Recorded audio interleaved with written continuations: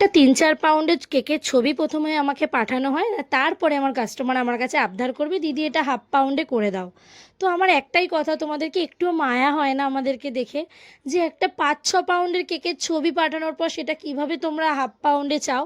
মানে একটা ২-২৫০০ টাকার কেকের ছবি দেখিয়ে বলছো ৩০০ টাকার মধ্যে বানিয়ে দাও।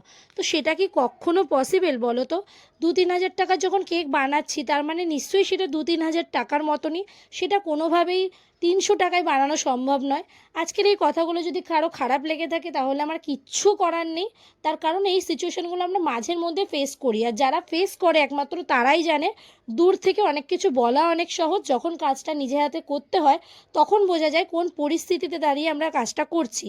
তো তোমাদেরকেও কিন্তু আমাদের সাথে একটু কোঅপারেট করতে হবে। তোমাদের যদি বাজেট ৩০০ টাকা হয়, তাহলে অবশ্যই তোমরা সেই ধরনের কেক চুজ করো যাতে তোমাদেরকে আমরা সুন্দর করে, মানে কোনো রকম কম্প্রোমাইজ না করে তোমাদের কেকটা সুন্দরভাবে আমরা করে দিতে পারি।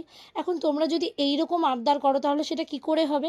অনেক সময় যদি সেটা কোনো সিম্পল ডিজাইন হয় তাহলে আমরা অবশ্যই চেষ্টা করি যে এটা ছোটোর মধ্যে বানিয়ে দেওয়ার। যেহেতু তোমাদের পছন্দ হয়েছে, তোমাদের পছন্দটা আমাদের কাছে ভ্যালু অনেক, কিন্তু তোমাদেরকেও কিন্তু আমাদের কথা একটু হলেও চিন্তা করতে হবে। তো যাই হোক, এরকম চিন্তা অনেকেই করে, তার জন্য আমি তোমাদের কাছে অনেক অনেক কৃতজ্ঞ। আর যারা করে না তাদেরকে বলবো তোমরাও একটু আমাদের কথা ভেবো।